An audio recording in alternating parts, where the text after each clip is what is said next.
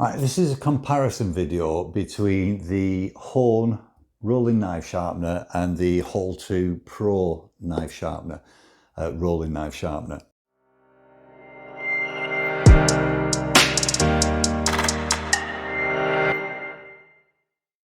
Now, I'm going on the premise, having used them quite a lot, both of them, that they both sharpen knives to the extent that I want them to, which is really sharp.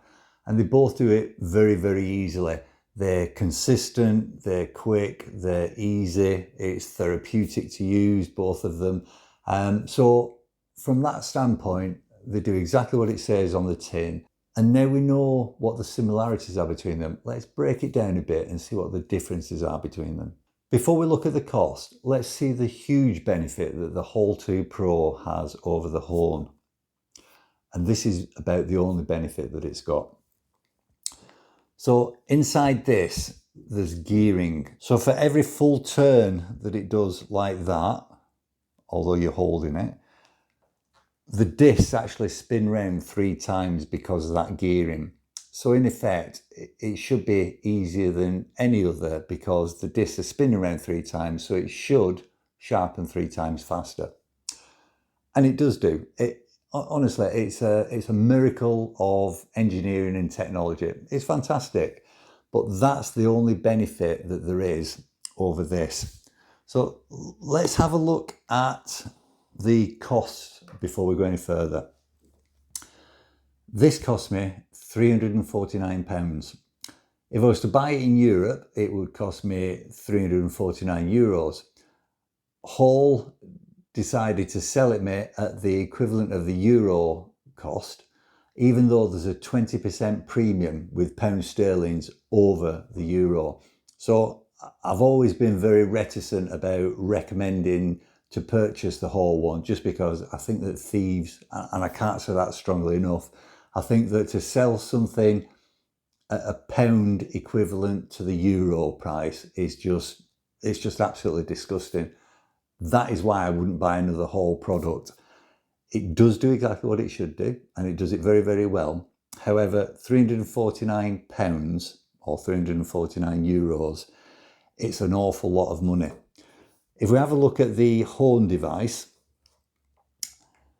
there's no gearing in it, but it works perfectly. So for every full revolution of the center, you will get a full revolution of the sharpening discs. And the price of this and the base, so this and the base, £349, this and the base, £83.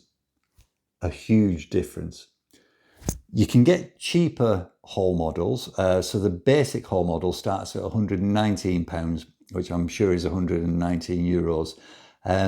However, with that, the discs aren't interchangeable. So you're just stuck with the 2 that come on it. And if they get damaged, if they go blunt, that's it, it's done with. The next one up from that, again, there's no gearing on it. That's £159, probably €159. With that, you can change the discs on it. So you can swap those out either for different grit or to replace them if they're damaged. And to do that, all you do is you turn it. You can see it's coming off there. Twist it and it comes off. And to pop it back on, twist it and it goes on. With the Hone, you don't twist it. There's a little mark just there, a little indentation. You get a knife or something like that, pop that in, lift it, and you take the disc off. And it just pulls off. There's a neodymium magnet in there that holds it on, so you pop it back on, leave go, and it'll snap into place. But one of the benefits over the Horl model is, so this is a number 1, which is 400 grit. If you turn it over, 400 grit. So you've got twice the disc you've got twice the disc. And to give a comparison on the cost of replacement discs, or if you want to change the grit, because with both of these, as I say, you can get additional discs, not just replacement discs, additional discs. This is a 400 grit and there's 1000 grit on the other side. You can get a 200 grit a 700 grit, and you can also get a ceramic disc on top of that. With the Horl one, you get, I'm not sure what the grit is on this. I think it might be, I'd have to check. I think it might be 400 or it might be 700. Let's say 700. And then on the other side, you've got the honing disc. So that's all that comes with it. I did actually buy an additional disc to go with the Horl when I got it, because all my knives were blunt. So I got this one, which is it says D91 grab. Again, I'd have to look what the grit is on that, but it's very, very coarse, very, very coarse indeed. That cost me £69, and it's just one-sided. The disc, or an additional disc for the Hone, is £21. So 69, 21. Which one should I go for? The ceramic honing disc, it's a bit more complex. That's 3000 grit. That's £27 if I wanted a new one of those. And as I say, I bought that additionally. So that's how you replace them. And that gives you an idea of the cost comparison on getting new discs. One of the things that I say with the Horl that I've really struggled with is, I'll just move the box to one side. I'll move the Hone box to one side, and I'll move the candle to one side. Right, one of the challenges that I've had with the Horl is when I'm using it, I mean, it's a breeze to use. It's a pleasure. And as I say, it's going around 3 times revolution for every 1 revolution of the center. But what happens is, if you don't put these on really, really tightly, when you spin them, they come off like that. And the number of times that I've dropped them on the floor is unbelievable. Fortunately, as of yet, they haven't broken, but I know that they are going to do one day. So that is something to be very, very careful of. Even if you put them on tight, because you're taking them off all the time and swapping them out for the rough ones or the honing, that's what's going to happen. There is absolutely no way that one of these is going to pop off. They take quite a bit of effort to get off. You put something in, lift it up, have your finger in it, and then it comes off like so. But this neodymium magnet holds it perfectly in place, and when you leave go, clicks on, and it's not going anywhere. Right, so that's the discs. Now, just pop those to one side. Let's go over the bases. Right, so both the Horl and the Hone base offer 2 degrees of sharpening. So you've got 15 degrees, and on the Horl one, 15 degrees. On the other side, 20 degrees, and again, on the Hone one, 20 degrees. So they both do exactly the same there. With regards to the strength of the magnets, right, I don't want to damage the table. If we get a larger knife and pop that on, and we'll put it on the 20 degrees, it does a good job of holding it on. It's quite easy to take off, but it does a good job of holding it on. Right. The Hone, however, has got much larger magnets. And although it hasn't got a protective rubber strip covering the magnets, they're actually inset by 1 millimeter. So where the magnets on the Horl don't damage the metal, you can scrape up and down, there's not a problem. They don't damage the knife, you won't see any scratches on there. You also don't see scratches when you use the Hone one. However, the Hone, oops, move that.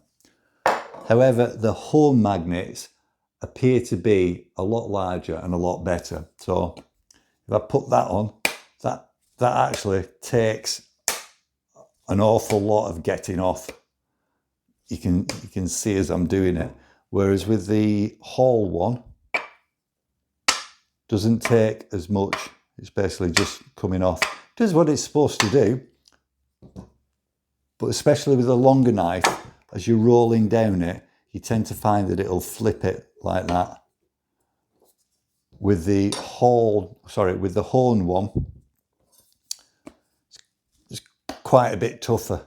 The magnets are definitely larger. You can see that the magnets are going to be larger because the magnets are actually larger than the front face of the Horl.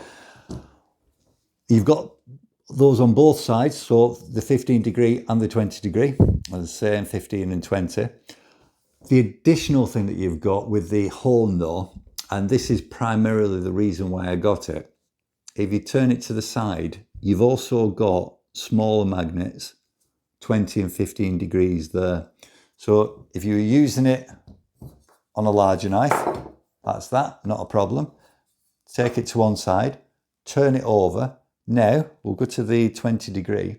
And if you've got a smaller knife, it just pops onto there and there's a ridge that stops it from going further down. So now if you have a look at it,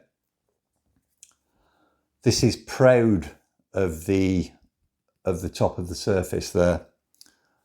So when you're sharpening, there's not a problem.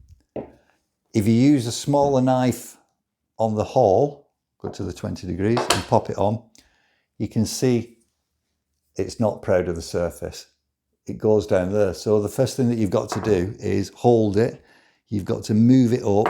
And then as you're cutting it, it's slipping down all the time until you get to the point where you're going to be cutting into the corner of the block itself. So when you get it to the place that you want it, you've got to put your fingers underneath it like that and then do it. So quite a bit of fiddling around. You'll still get the consistent degree of sharpening, whether that be 15 or 20, not a problem. But it's not as easy. Again, we'll take that off there, move it over to there. You can see it's resting on the ledge. It's proud. You've also got cutbacks there and there, or cutbacks there and there. So when you're using the rolling sharpener, it's not hitting the block at all. So that's really, really good. And I'll show you also. So that's a small knife, but I'll show you on the I'll show you on my Leatherman. Simply pops on, and again, there's a lot of weight here, and that's holding it. It's not falling or anything like that. And if I come around here, it's proud. So you can even do a Leatherman, which is fantastic. Next thing to look at, we'll look at the feet. So the feet on this are rubber, and I can feel them coming off. They're either stuck into a hole. Are they stuck in a hole? Yeah. So that's the foot. Oops. It's a rubber foot, as you can see. If you lose that, you're not going to be able to use this. Let's pop it back in before we lose it.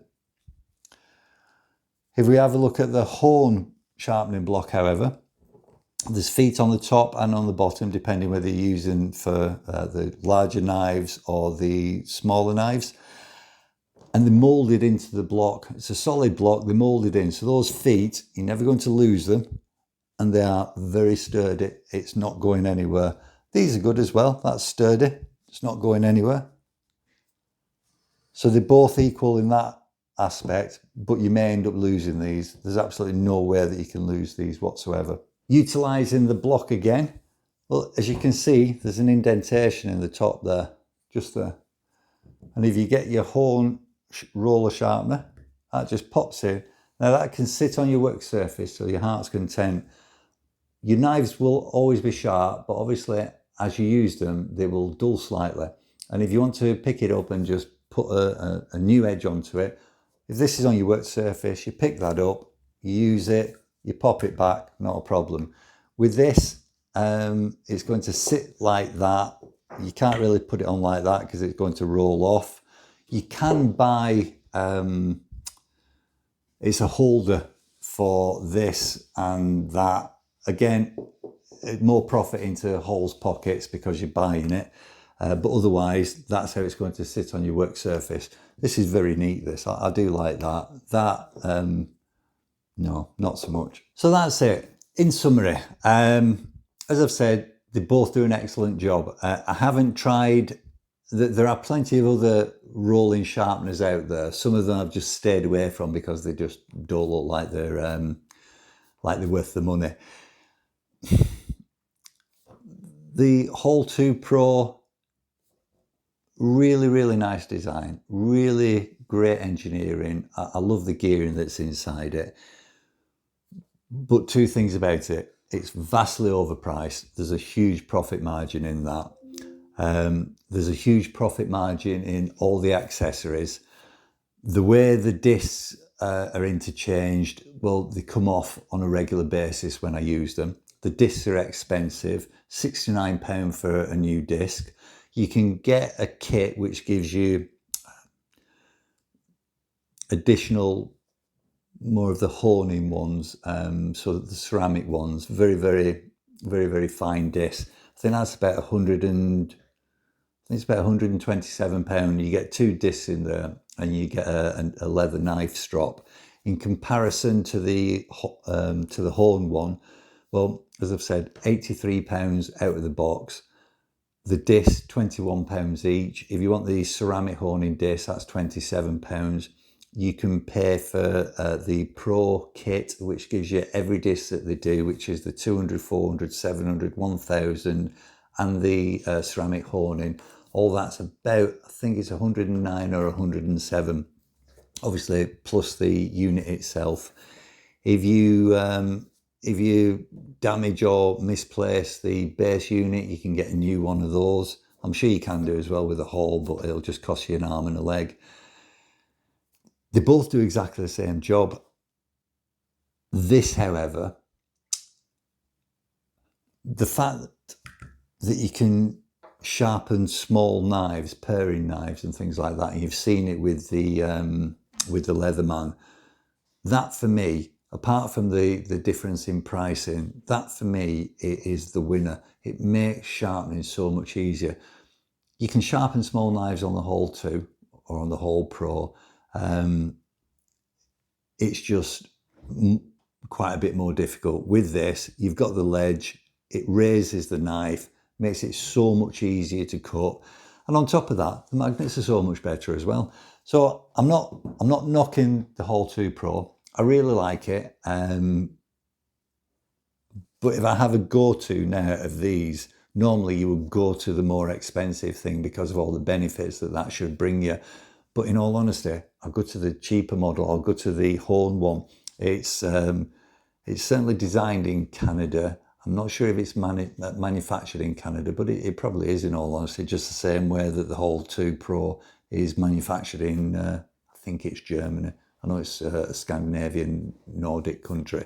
But I will go to the Hone one, purely and simply on the price, on the fact that it can do small knives. So that's my recommendation. I would go for the Hone all the time, for the price, for the additional things that it can do, for the quality of the magnets. That's my choice. And as far as Horl goes, I think you're thieves. You don't need to sell to the UK at the same rate as you sell to the EU. £349 is not €349. I don't like being ripped off, and I won't recommend to anybody that they buy you until you change your pricing strategy. So there you go. Go for the Horn.